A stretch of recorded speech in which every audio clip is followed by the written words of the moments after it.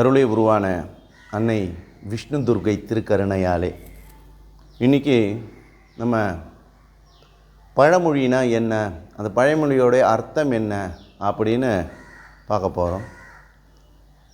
ஊரார் பிள்ளையை ஊட்டி வளர்த்தால் உன் பிள்ளை தானா வளரும் அப்படின்னு சொல்லுவாங்க. இந்த பழமொழிக்கு என்ன அர்த்தம் அப்படின்னா, ஊரில் இருக்கிற குழந்தைகளெல்லாம் சாப்பாடு வாங்கி கொடுத்து அந்த பிள்ளைங்களை நீங்கள் கவனித்து படிப்பு சொல்லி கொடுத்து அதுக்கு உணவு கொடுத்து இப்படிலாம் செஞ்சால் நம்ம குழந்தை நல்லாயிருக்கும் அப்படின்றது அர்த்தம் இல்லை. அதை தெளிவாக புரிஞ்சிக்கணும் அப்படின்றதுக்காகத்தான் நான் சொல்கிறேன். ஊரார் பிள்ளையை ஊட்டி வளர்த்தால் உன் பிள்ளை தானாக வளரும் அப்படின்னு சொல்லுவாங்க. இப்போ ஊரார் பிள்ளை என்பது யார் என்று கேட்டால், ஒரு தம்பதி இருக்கிறாங்க, அவருக்கு ஒரு பையன் இருக்கிறான்னு வச்சுங்க. அந்த பையனுக்கு கல்யாணம் பண்ணால் அந்த பொண்ணு ஊரார் பொண்ணு. அந்த பொண்ணுக்கும் இந்த பையனுக்கும் கல்யாணம் பண்ணால் ஊரார் பொண்ணு. அது அந்த பொண்ணுக்கு நல்ல சாப்பாடு கொடுத்தா இந்த பையனால் அந்த பொண்ணு கருவுற்றதுனால அதோட குழந்தை, அதாவது இந்த பையனோட குழந்தை நல்லாயிருக்கும் அப்படின்னு சொல்கிறதுக்கு தான் ஊரார் பிள்ளையை ஊட்டி வளர்த்தா தன் பிள்ளை தானாக வளரும் அப்படின்னு சொல்ல வந்தாங்க.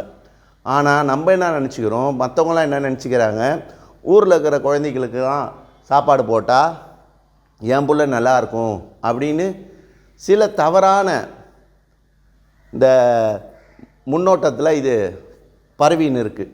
அதுபோல் பார்த்திங்கன்னா இன்னும் ஒரு இது, அடி உதவுறா மாதிரி அண்ணன் தம்பி உதவ மாட்டான் அப்படின்னு ஒரு பழமொழி இருக்குது. அடி உதவுறா மாதிரி அண்ணன் தம்பி உதவ மாட்டான் அப்படின்னு. அப்படிக்கு என்ன அர்த்தம் அப்படின்னு கேட்டிங்கன்னா, அண்ணன் தம்பி கூட உதவ மாட்டான், உதச்சா போதும் அது உதவிடும் அப்படின்றாங்க. அது தெரியல, மறுவிடுச்சு. திருவடி, அடின்னு இல்லை, திருவடி. அதை அடி உதவறா மாதிரி அண்ணன் தம்பி உதவ மாட்டான்னு சொல்கிறாங்களே, அதை திரு என்பதை எடுத்துட்டாங்க. திருவடி உதவுவர் போல் அண்ணன் தம்பி உதவ மாட்டான். நீ சிவப்பதமோ பெருமாள் பதமோ முருகர் பதமோ யாருடைய பதமோ நீ அடைந்து விட்டால், சரணாகதி ஆகிவிட்டால், உனக்கு அவர்களைப் போல் உதவி செய்ய அண்ணன் தம்பி கூட செய்ய மாட்டார்கள் அப்படின்னு சொல்லிட்டு தான் அடி உதவரா போல் அண்ணன் தம்பி உதவ மாட்டான் அப்படின்னு சொன்னாங்க. இது மருவி போச்சு. இது சொல்ல வேண்டிய கடமை சுவாமி சொன்னார், நான் சொல்கிறேன். அவர் சொல்லி தான் நான் பேசுகிறேன், நானாக பேசலை. அதை புரிஞ்சிக்கணும். திருவடி உதவரா போய் அண்ணன் தம்பி உதவ மாட்டான், அடி உதவா மாதிரி அண்ணன் தம்பி உதவ மாட்டான்னு சொல்கிற பழமொழிக்கு காரணம் திருவடி அப்படின்னு சொல்லணும். திருவடினா சிக்கனை பிடித்தேன் உன்னை சிவபெருமானே அப்படின்வாங்க. சிக்கனை பிடிக்கணும். அந்த மாதிரி திருவடியை நீயே கதி. இன்பம் எது இருந்தாலும் துன்பம் இருந்தாலும் ஒவ்வொரு காரியமும் நாம் செய்யக்கூடிய ஒவ்வொரு காரியமும் நீ செய்ததாக அப்படி நீங்கள் நினைத்து கொண்டால் திருவடி பற்றி விட்டீர்கள். இப்போ நான் பேசலை, இப்போ நான் முன்னெல்லாம் சொல்லினே இருப்பேன், நான் பேசலை, என் உள்ளே இருந்து சிவம் பேசுது.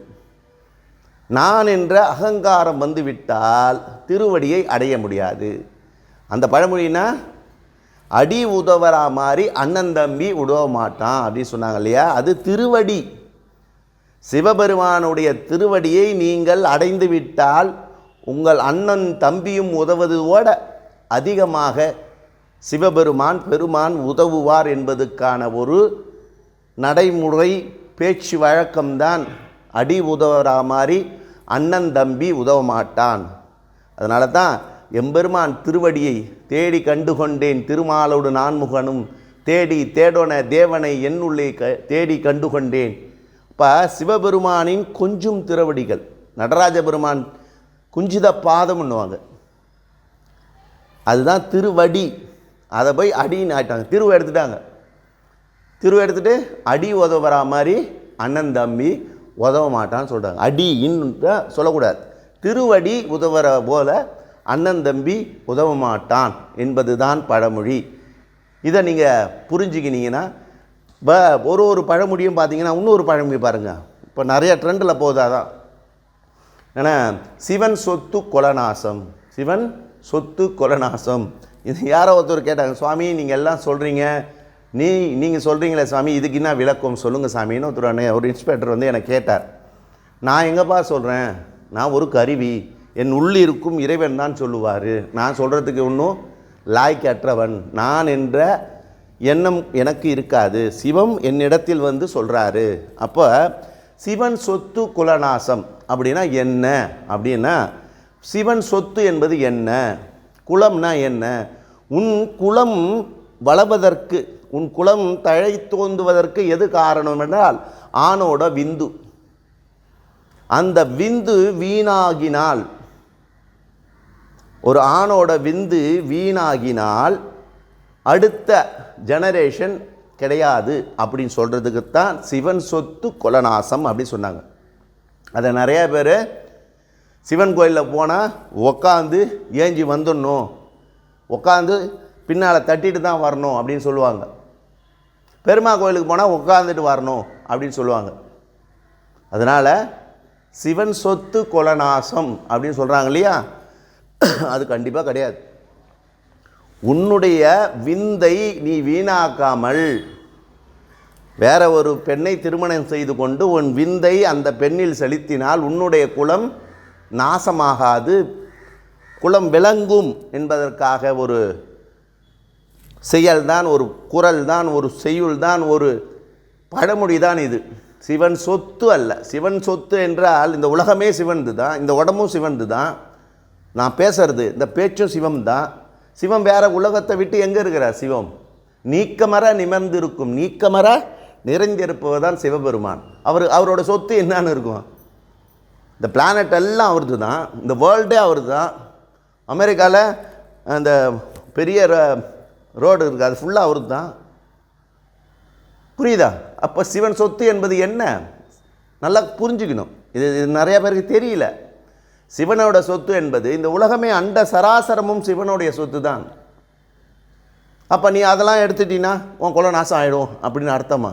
இல்லை இல்லை. சிவனுடைய சொத்து என்பது என்னென்றால் உன்னுடைய விந்து, ஆண்களுடைய விந்து தான் சிவனுடைய சொத்து. அந்த விந்தை நீ கட்டுப்படுத்தி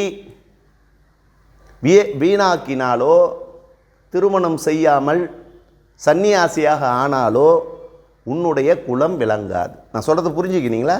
சிவன் சொத்து குலநாசம். குலம் என்பது நாசமாகும் என்றால், நாசம் என்பது அதுக்கு அடுத்து வாயடி வாழியாக வளாது. அதனால தான் இந்த 3 பழமொழியும் நீங்கள் சரியாக புரிந்து கொண்டால், நம்மளுடைய மூதாதையர் சொன்ன விதிமுறையை நாம் பின்பற்றி நடந்தால் நமக்கு அனைத்து விதமான நன்மையும் கிடைக்கும். அனைவரும் ஆனந்தமாக இருங்கள். நல்லது நடக்கும், நல்லதே நடக்கும்.